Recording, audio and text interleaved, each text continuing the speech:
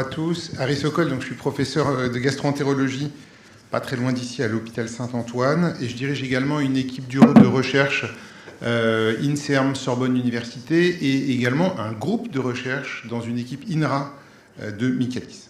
Et donc je vous présente le projet SIM-IBD. Donc c'est un projet qui concerne les maladies inflammatoires chroniques de l'intestin, maladies de Crohn et rectocolite hémorragique. Ce sont des maladies dans lesquelles il va y avoir une inflammation chronique du tube digestif. Ce sont des maladies qui altèrent la qualité de vie des patients. Il peut y avoir un certain nombre de complications. Malheureusement, on n'a pas de traitement curatif. On a bien sûr des traitements suspensifs qui n'ont pas une efficacité parfaite, mais qui permettent quand même, dans beaucoup de cas, de calmer l'inflammation. On sait que le microbiote est un acteur clé dans la physiopathologie de ces maladies, qui sont des maladies fréquentes. Vous voyez 3,7 millions de patients si on met États-Unis, Europe, Japon. Juste en France, il y a aujourd'hui plus de 300 000 patients. Une incidence qui augmente partout dans le monde. Et ce qui résulte de tout ça, c'est des besoins médicaux non satisfaits et un poids socio-économique qui est important pour la société. Donc on a beaucoup parlé de microbiote fécal, on a commencé à parler de microbiote d'autres parties de l'intestin, et notamment du grêle proximal avec le projet de Karine Clément. Nous, on s'intéresse à l'autre bout de l'intestin grêle, l'iléon surtout, l'iléon terminal. Alors pourquoi ? Parce que les lésions de l'intestin grêle terminal et donc de l'iléon terminal sont caractéristiques de la maladie de Crohn. Elles touchent 2/3 des patients qui ont cette maladie. Les patients qui ont cette atteinte de l'intestin grêle sont particulièrement réfractaires au traitement, et donc ce sont des patients qui ont des besoins médicaux encore plus importants que les autres finalement.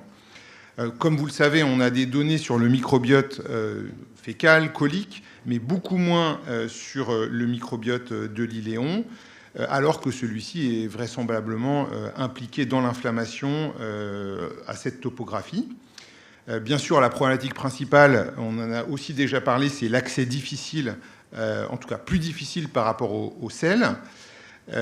Et donc, on a globalement une description du microbiote de l'intestin grêle et notamment de l'iléon terminal qui est relativement limitée, que ce soit chez des sujets sains ou au cours de ces maladies inflammatoires de l'intestin. Et son impact fonctionnel est insuffisamment étudié. Il y a cependant une exception dans ce paysage, c'est les Escherichia coli adhérents invasifs, AIEC, qui ont été décrits par l'équipe de Clermont-Ferrand comme étant des bactéries associées à la muqueuse de l'intestin grêle au cours de la maladie de Crohn.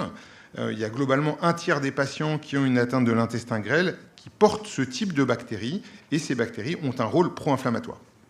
Donc les objectifs du projet SIM-IBD, c'est de caractériser le microbiote de l'intestin grêle, et encore une fois, je parle essentiellement de l'iléon terminal ici, d'évaluer l'influence du régime alimentaire sur celui-ci, ses altérations dans les maladies inflammatoires et particulièrement la maladie de Crohn, et bien sûr son rôle dans la pathogénèse et potentiellement comme cible ou outil thérapeutique.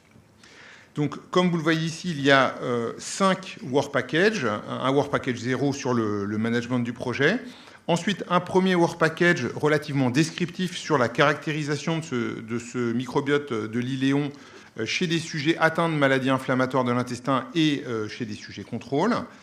Une analyse des effets de l'alimentation sur ce microbiote de l'intestin grêle. Le rôle, un zoom, on va dire, sur le rôle des AIEC dont j'ai déjà dit un mot. Ensuite, un work package qui va s'intéresser beaucoup plus aux effets de ce microbiote du grêle sur l'hôte. Et enfin, on espère pouvoir aller jusqu'à des interventions thérapeutiques, en tout cas des propositions d'intervention thérapeutique chez l'animal pour commencer. Donc, on s'appuie sur un certain nombre d'outils. D'abord, des cohortes humaines qui sont relativement uniques et qui sont déjà disponibles pour caractériser le microbiote iléal humain. Vous voyez ici 4 cohortes et il y en a même une 5e qui est en cours de constitution avec des prélèvements de tissu intestinal, de tissu colique et de sel. Donc on va pouvoir comme ça comparer le microbiote iléal au microbiote fécal. On a également du contenu de l'iléon terminal qui va nous permettre de faire du shotgun. Et donc, comme vous le voyez ici, on a toutes ces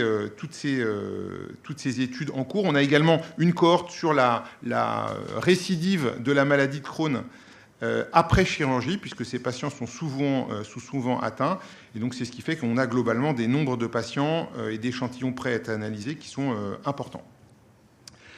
On a également des outils pour les aspects plus mécanistiques, avec des modèles murins particuliers, des aspects germ-free qui vont être conduits notamment à Michaelis par Marie-Laure Michel, les aspects plus spécifiques des AIEC avec le modèle CACAM6 Villine-Nokin par l'équipe de Clermont-Ferrand. Et puis, on est en train de faire venir dans notre laboratoire le modèle SAMP1, qui est un modèle d'iléite spontané, un des seuls modèles d'iléite spontané qui existent actuellement. On s'appuie également sur des modèles in vitro innovants, des organoïdes grâce à l'équipe de Toulouse, les microfermenteurs de Benoît Chassin, et puis bien sûr des analyses omiques diverses et variées, du séquençage, de la métabolomique, l'isolement de souche grâce à l'implication de Cultissimo. Et donc vous avez ici les différents partenaires. Donc vous voyez qu'il y a en fait 7 partenaires qui viennent de différents endroits en France. On a des équipes de Paris, l'INRA à Jouan-Josas, Clermont-Ferrand et Toulouse. Et on a comme ça des expertises qui sont très complémentaires entre des cliniciens qui nous donnent accès à des échantillons, des chirurgiens également, parce qu'on a toute une cohorte sur des prélèvements opératoires, et puis bien sûr différents experts des aspects que l'on va aborder. Je vous remercie.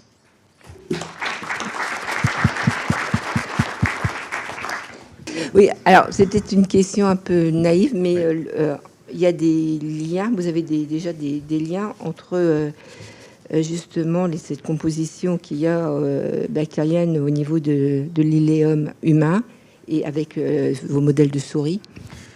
Alors, on n'a pas fait ce genre de corrélation pour l'instant.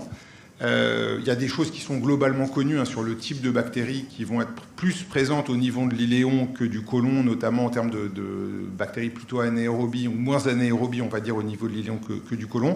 Mais c'est vrai qu'on n'a pas fait de corrélation directe jusqu'à présent entre ces deux microbiotes, mais évidemment, ça sera des choses qui vont être intéressantes à faire. Okay.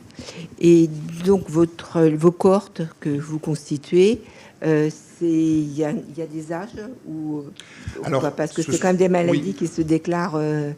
Alors, ce sont que des adultes. Ce sont que des adultes. En revanche, on a des cohortes avec des prélèvements à différents moments de la maladie. On a des échantillons qui sont issus de patients qui ont une maladie très précoce, d'autres qui ont des maladies plus tardives. Et puis, on a aussi ce modèle de la récidive post-opératoire qui est un modèle vraiment unique. On a une cohorte nationale auquel on participe, qui recueille des échantillons des patients qui ont une résection de la jonction iléocécale et surtout qui récupère les échantillons de patients 6 mois après la chirurgie au cours d'une coloscopie où là, on peut évaluer si déjà la maladie a repris. Donc en fait, cette chirurgie, elle fait comme un reset de la maladie. Et après, on a des échantillons à différents stades après la récidive. Voilà. Et d'ailleurs, on est en train de finaliser un article sur ce sujet où on voit que finalement, les micro-organismes qui sont associés à la récidive, ce n'est pas quelque chose de noir ou blanc, c'est vraiment quelque chose de progressif en fonction du niveau de récidive. Merci. Moi, j'avais une question qui est un peu aussi une remarque sur les aspects thérapeutiques, parce qu'en fait, on termine tous nos projets sur on va avoir une nouvelle cible thérapeutique, etc. Mais en fait, je m'interrogeais finalement dans le PEPR, quelle est la réflexion sur éventuellement des dispositifs d'action locale, puisqu'on a souligné l'importance de ces différentes régions de l'intestin.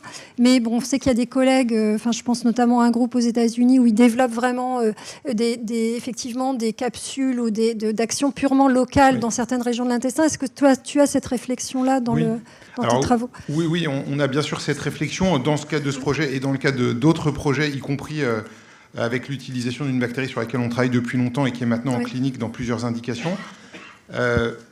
Effectivement, on pense de plus en plus que l'action au niveau de l'intestin grêle est clé pour énormément de situations, même pour des situations d'inflammation plus basses dans le tube digestif.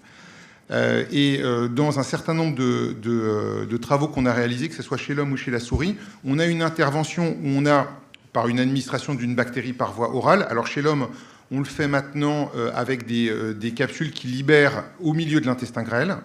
Donc pas juste qui passent l'estomac, mais vraiment avec une libération ciblée. Il y a plusieurs outils qui existent pour faire ça maintenant. Et on a des résultats très intéressants parce qu'on ne voit pas forcément d'effet sur le côlon, sur les selles. Le microbiote fécal ne bouge pas d'un poil. Et en revanche, on a des effets absolument majeurs sur la physiologie de l'intestin grêle, l'immunité, y compris systémique. Donc ça, je pense, c'est un message qui est important aussi pour la communauté microbiote. C'est que c'est pas parce que on cible ou on joue sur un acteur du microbiote que c'est forcément au niveau des selles que ça se passe ou que ça se voit. Mais je pense que dans la communauté, enfin autour du PEPR, ces enjeux de développement technologique, de délivrer localement, je crois que c'est vraiment un point important. Ouais.